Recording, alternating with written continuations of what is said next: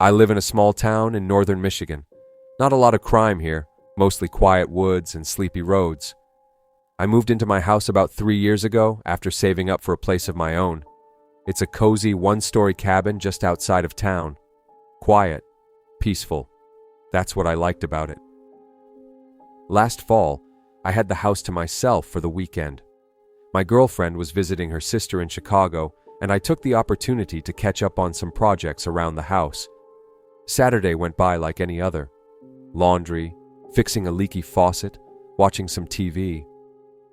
Around 10 p.m., I locked the doors and turned in for the night. But I couldn't sleep.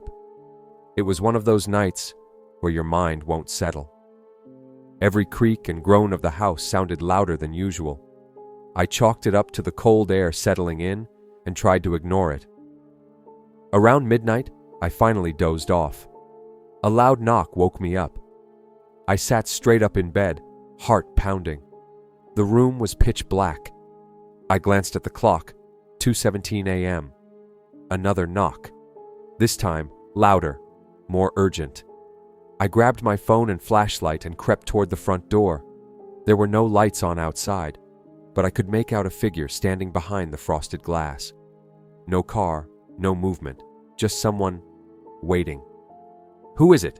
I called out, my voice rough from sleep. Silence. I didn't open the door. I watched from the peephole for what felt like 5 minutes. The figure didn't move. No knocking. No talking. Just standing. Eventually, I turned off the porch light and backed away. When I looked again, the figure was gone. I barely slept the rest of the night. The next morning, I checked the front step. No footprints. Nothing out of place. I told myself it was just a drunk guy who got the wrong house. Happens, right? But it didn't end there. Sunday night, I stayed up later. I wasn't going to be caught off guard again. Around 1 a.m., I heard it. This time, not a knock. Just the sound of gravel shifting outside the bedroom window. Someone was walking around the house. I killed the lights and sat in the dark, straining to hear. A few seconds later, the motion light on the side of the house flicked on. Then the back. Then nothing. I waited, not moving. 10 minutes passed. Then 20. Eventually, I checked outside, but again, no one. I locked every door and window, even the small one in the laundry room. I set up a chair against the front door, just in case.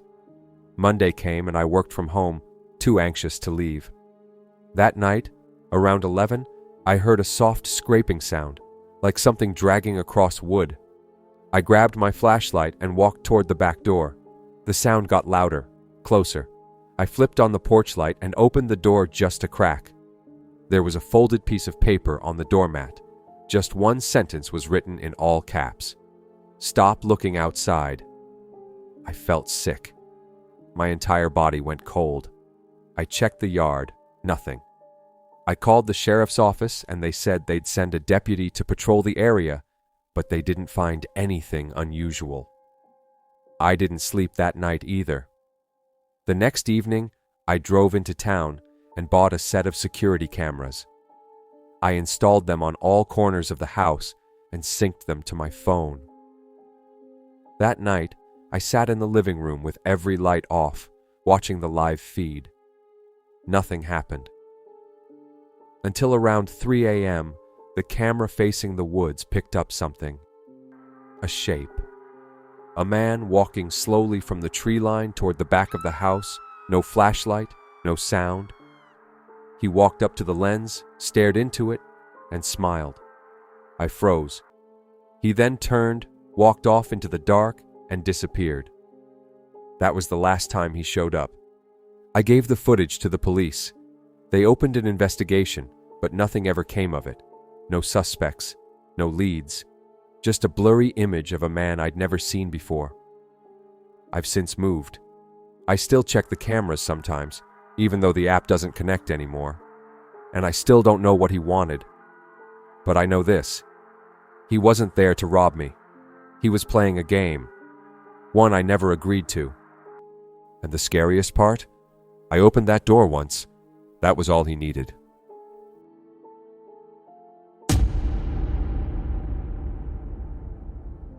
I live alone. That's not some tragic detail. It's by choice. I'm a freelance web designer, and after a decade of roommates, I finally got my own space. A modest 2-bedroom apartment in a quiet part of the city. It's not fancy, but it's mine, and I like the silence. Or at least I used to. It started on a Thursday night. I was working late in the living room, headphones on, music low. Around midnight, I went to the kitchen to grab a drink. That's when I heard it. A single soft tap. I froze. It came from the hallway. I stood there for a moment, waiting for it again. Nothing. I figured maybe something had fallen in the other room. I checked the bedroom, the bathroom, even the hall closet. Everything was normal. I went back to work. About 20 minutes later, I heard it again. Tap, tap. This time, it was unmistakable. It was like something was gently tapping the wall just outside the living room, near the hallway entrance. I turned off the music and stood quietly. The tapping stopped. I told myself it could be the neighbors. Thin walls, maybe pipes. But that night, as I lay in bed, I kept hearing it. Random, soft tapping sounds. Never in the same spot twice. By Friday night, I was starting to feel unsettled. The taps became more frequent. They started following a strange pattern. 3 quick taps, then silence, then again. Sometimes right behind the bedroom wall, sometimes from the hallway. I recorded the sound with my phone, but every time I played it back, it was faint. Too faint to prove anything. Around 3 a.m., I got up and walked through the apartment. It was quiet. No sounds, no people. But when I returned to the bedroom, I found the closet door wide open. I never leave it open. That was the first time I locked my bedroom door at night. Saturday, I stayed out most of the day, trying to shake the weird feeling growing in my chest. I came home late, exhausted. I made sure all windows and doors were locked, and I went straight to bed. I woke up to the sound of breathing. Not mine, not through a wall. I swear it was right outside my bedroom door. I sat up, not daring to move. My room was dark, but I could see the faint outline of light from under the door. I didn't move for what felt like an hour. The breathing eventually stopped. When I opened the door in the morning, nothing was there. But the light in the hallway, one I always kept off, was on. Sunday was when things escalated. I had barely settled on the couch to watch a movie when I heard the sound of something scraping across the living room floor, like a chair being dragged. But I was the only one home. I slowly turned to look. Nothing was out of place. Then my phone buzzed. It was the motion alert from the camera I'd installed months ago in the hallway, mostly for deliveries and security when I was away. I opened the feed. Someone, or something, was standing at the far end of the hallway, just outside the frame. Only a shadow was visible. And then, tap, tap, tap. I ran to the hallway. Empty. The feed still showed the shadow, but in real life the hallway was completely bare. I reset the camera, deleted the app. I couldn't handle watching anymore. That night, I barely slept. I kept the lights on. I kept a knife under my pillow. I told myself I was being paranoid, that maybe the camera glitched.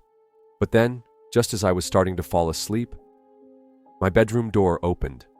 Not all the way, just a few inches. Just enough to let in the light from the hallway.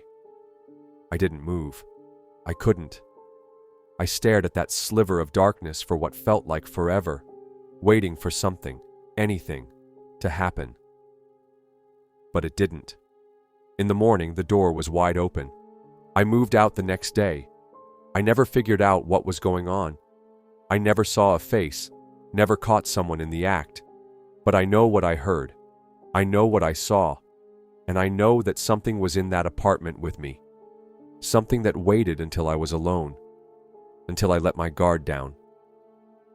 If you live alone and you start hearing something unusual, don't investigate it. Don't try to explain it. Just leave. Because sometimes it's not your mind playing tricks on you. Sometimes it's real.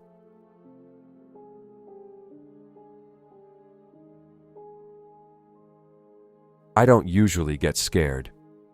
I grew up in a big city, lived through more than a few sketchy situations. But something about being alone in a quiet house, your own house, hits differently. It makes every creak sound personal. Every silence feels like it's waiting for something.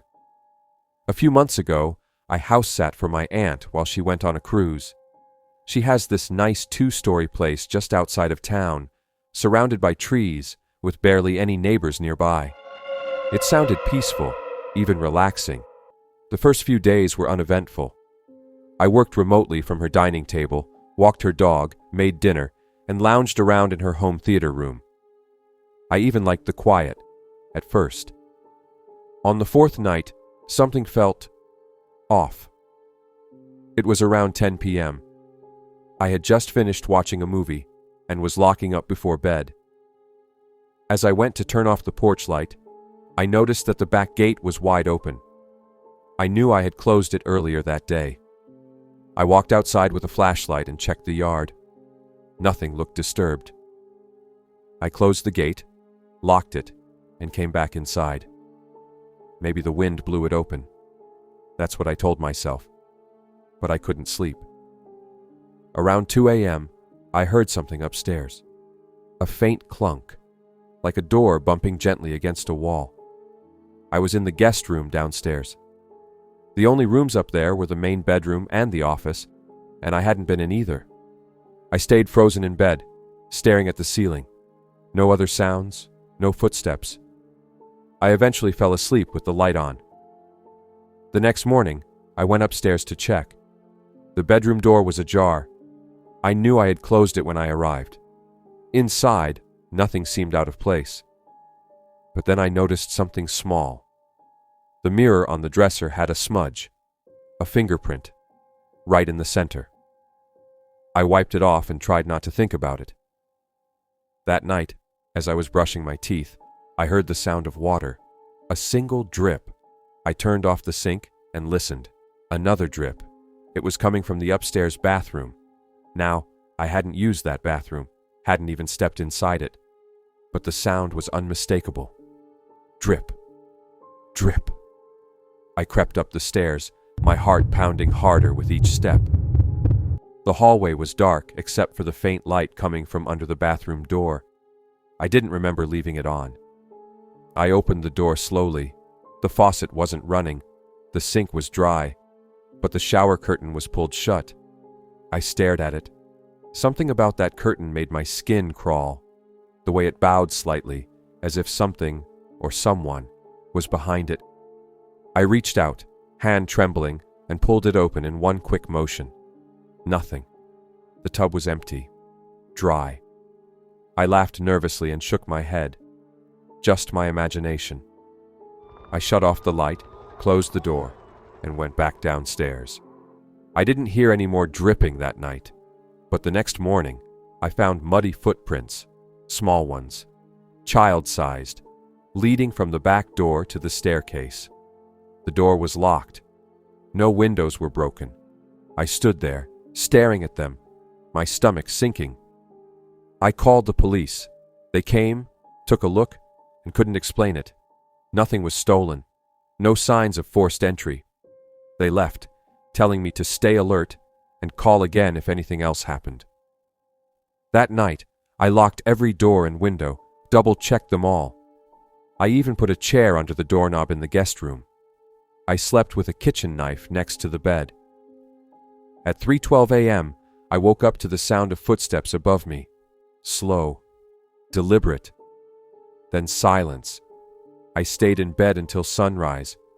When I finally got the courage to go upstairs, I found the bathroom light on again, and the shower curtain pulled shut. I didn't touch it. I packed my things, left the key on the counter, and drove home without even making the bed. I texted my aunt that something felt off and that she should check the house when she returned. I never told her exactly what happened. She said everything was fine when she got back, but I know what I heard. And I'll never forget that feeling, the certainty that someone had been in the house with me. Maybe still was. All I know is this. If you ever walk into a bathroom and see a shower curtain pulled closed and you live alone, don't open it. Just leave.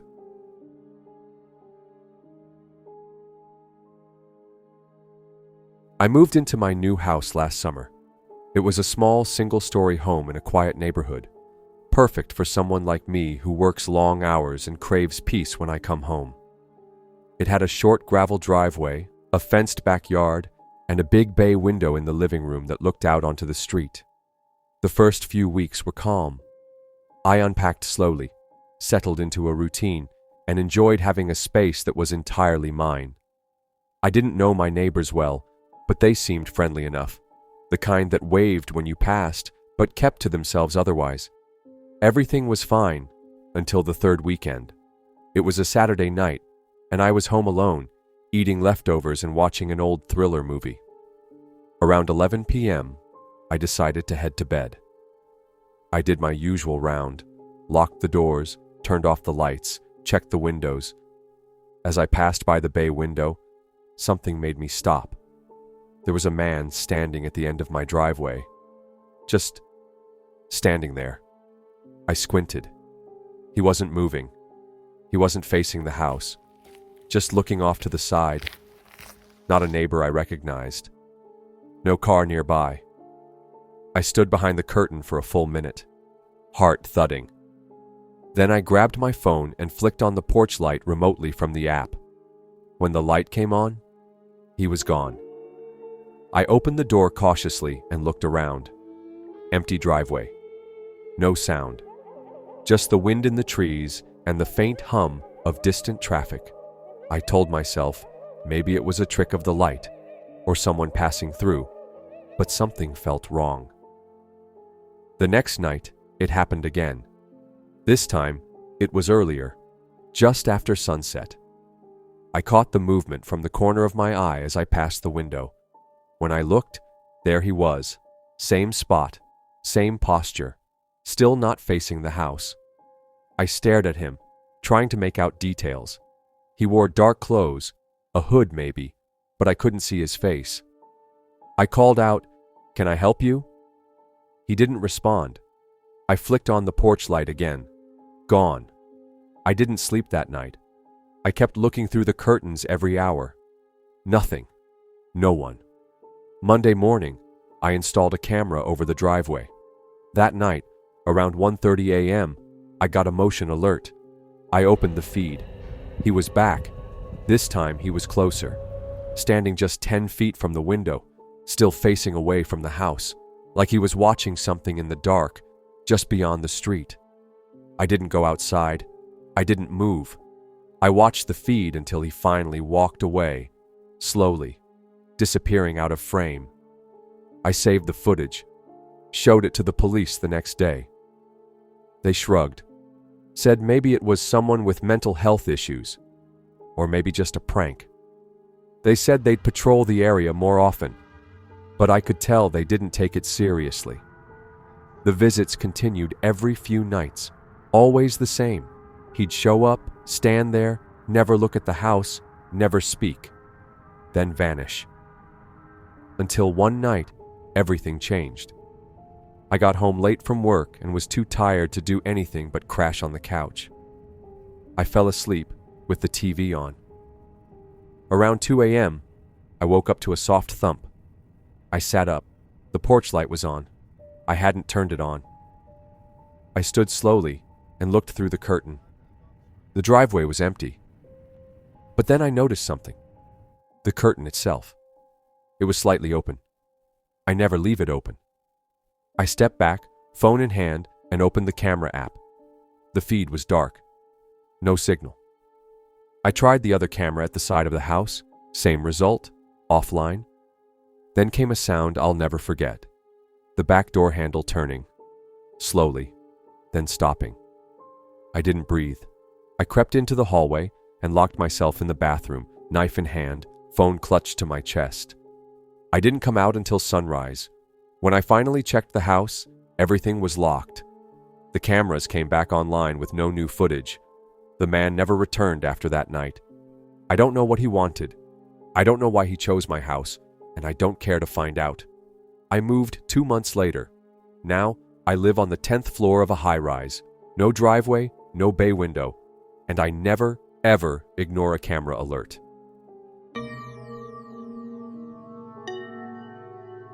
I had just moved into a basement apartment in a quiet residential neighborhood. The rent was cheap, the landlord lived upstairs, and the place had recently been renovated. Fresh paint, new floors, and just enough space for me and my cat, Luna. It was exactly what I needed. Affordable, peaceful, and mine. The first week went smoothly. I unpacked, settled in, and got used to the slightly eerie silence that comes with basement living. It was always a little cooler and darker down there, but I liked it. Luna seemed happy too, especially with the big air vent in the living room she liked to nap near. That vent was old, wide slats, deep shaft. It connected directly to the upstairs unit, though it seemed like most of the airflow came through a more modern duct system. Still, I could sometimes hear footsteps or muffled TV noise from above. Nothing unusual. Until the third night. I was lying in bed, half asleep, when I heard it. A voice. Faint, slow, deliberate, coming from the vent. At first I thought it was my landlord watching TV. But this was different. It wasn't dialogue. It was a whisper. A low murmur, like someone trying to speak without being caught. I sat up in bed, heart pounding, and listened. Nothing. The next morning, I asked my landlord casually if he'd been up late. He shook his head and said he'd gone to bed early. I didn't push it. That night, I left my phone recording by the vent. When I played it back in the morning, there was nothing for the first few minutes, just ambient hum. Then, faintly, "I know you're listening." I stopped the recording and stared at the screen. I hadn't imagined it. I replayed it a dozen times.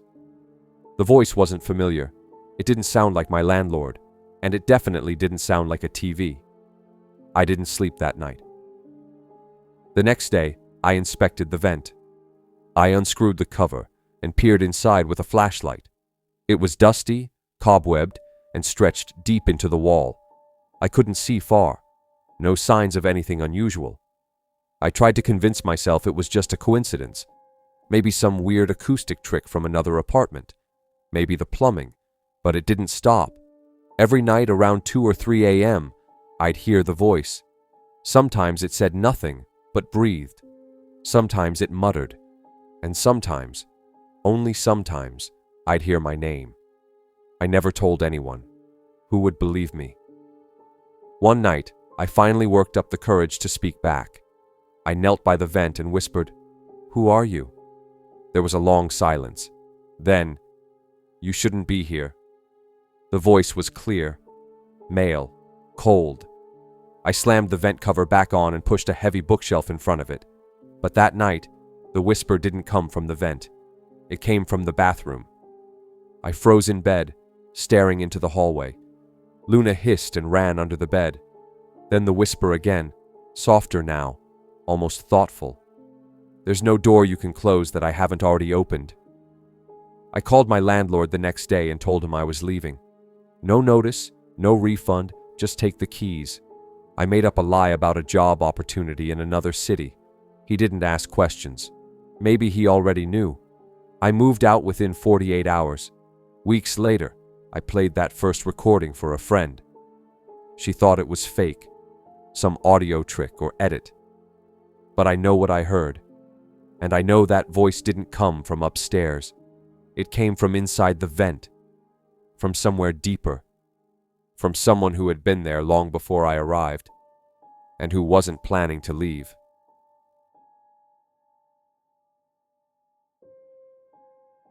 It was supposed to be just a temporary arrangement. When my parents left the country for a 3-week trip to visit relatives overseas, they asked me to house sit.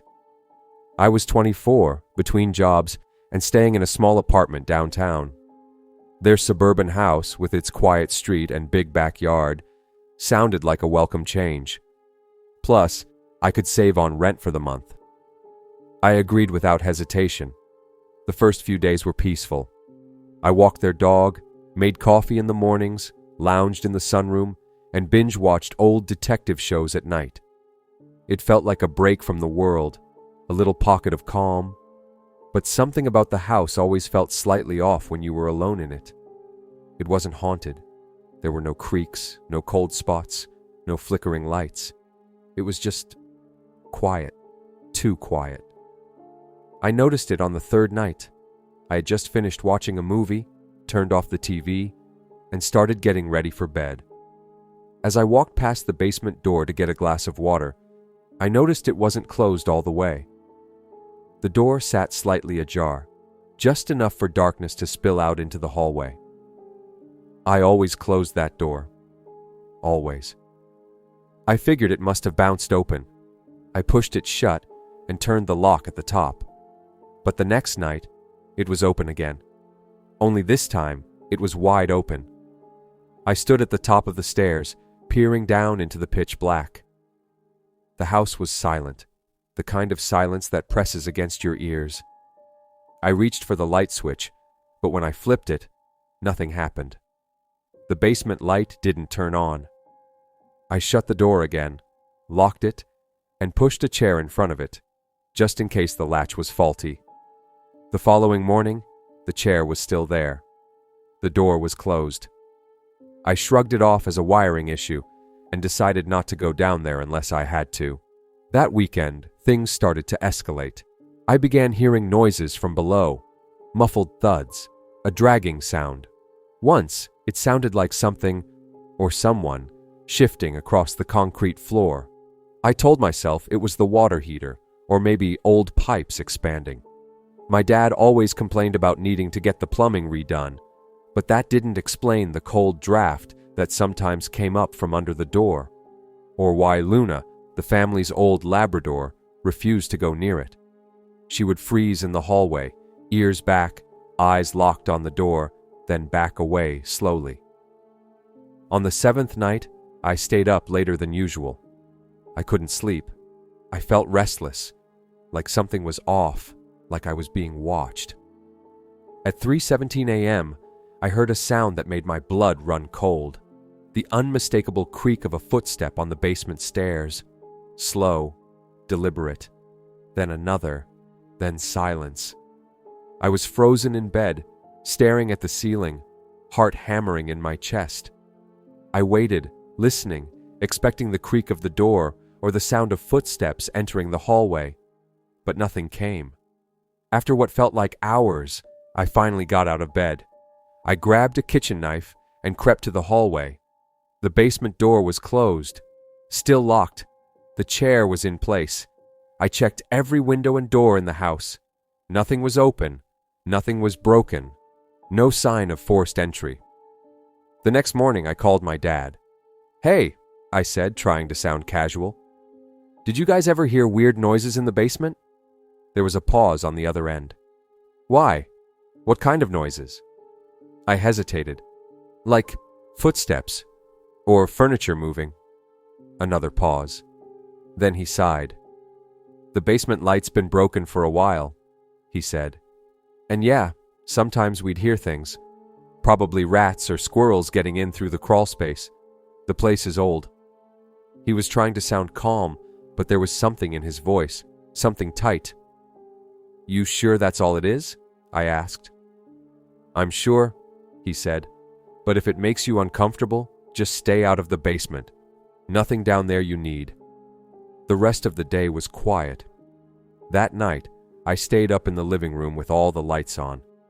At exactly 2:41 a.m., I heard it again. Not footsteps, not dragging. A voice. It came from behind the basement door, soft, hoarse, almost unintelligible. Then I heard my name. Once. Whispered. I jumped up, backing away slowly. Luna stood in the hallway growling, her fur raised. The voice came again. "Help me!" That was enough. I called the police. When they arrived, I explained everything. How I'd heard someone in the basement, how the door had been opening on its own, how the light didn't work. They checked the perimeter, found no signs of a break-in, then cautiously opened the basement door and descended with flashlights drawn. I waited upstairs, barely breathing. A few minutes later, one of the officers called up. "You need to come down here." I followed them downstairs, my knees shaking. The concrete floor was dusty, littered with old boxes and shelves. At the far end of the room was the crawl space. The officer pointed at it. The wooden panel that sealed it had been pried open from the inside. Inside the crawl space, they found a pile of ratty blankets, empty food wrappers, and a half-broken lantern. Someone had been living there. For how long, no one could say. They found old receipts and snack packaging that dated back over a year. There was no sign of the person now. They must have fled before the police arrived. But that wasn't the most disturbing part. Taped to the back of the basement door, on the inside, was a series of Polaroid pictures. Pictures of me, sleeping, watching TV, cooking dinner, taken from the basement stairs through the narrow crack of the door. I left that morning. My parents replaced the door, sealed the crawl space, and installed a full security system. They still live in the house. I never stayed another night.